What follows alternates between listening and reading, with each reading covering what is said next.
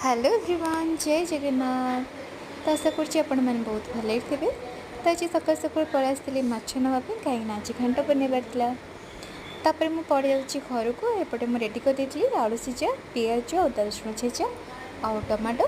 तापर एपटे मुझे किसी गोटा मसला नहीं, गुजराती, डालचीन, तेजपत्र और एपटे किसी पाउडर नहीं जाइए जमीक मसला पाउडर जहाँ भी थी मो पाखे कहीदेवी ए कला। तापर एपटे तेल गरम पर मुझे किसी डालचीन, तेजपत्र पकईदी तापर मुझे पिज ऐड कर देती। टी पिज ब्राउन है अदा रसुण छेचा देदेवे। आपन तो ग्राइंडिंग कर भी देपारे, बट छेचले टी फ्लेवरटा भल आसे।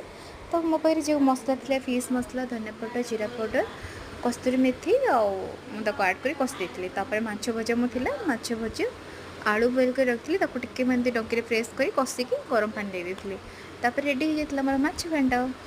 तापर आम समस्ते पलि आसलु, मो ननद आज पलि आसते, तो मिसिकी समस्ते खाई।